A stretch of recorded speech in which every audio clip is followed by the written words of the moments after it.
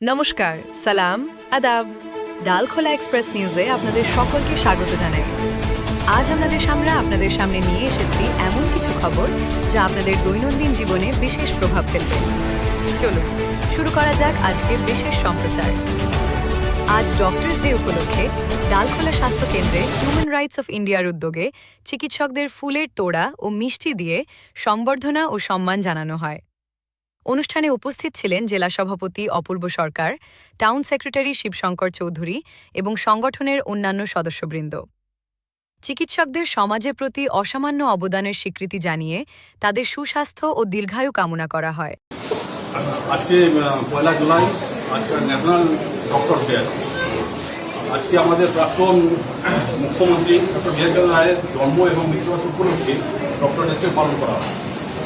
এই উপলক্ষে আজকে human association of India district camp office ডালখোলাতে প্রত্যেকটা মেম্বার এবং আমরা কার্যকর্তা আমরা এসেছি আজকে ডালখোলার হেলথ প্রাইমারি সেন্টারে।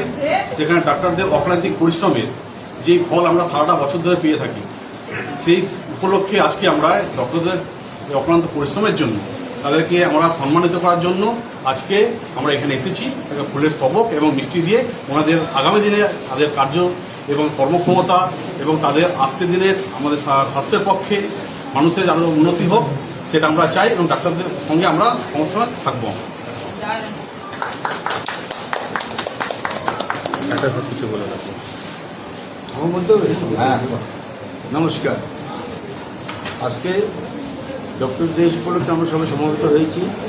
আমি খুব ব্যস্ত আছি হসপিটাল নিয়ে অর্ডার নিয়ে, তাও এর মধ্যে একটু এই ফাঁকে দিয়ে আমরা সুন্দর গৌরবান্বিত সেই ব্যক্তি ডক্টর রায়ের বাংলার সন্তান আমরা গর্ব তাই না।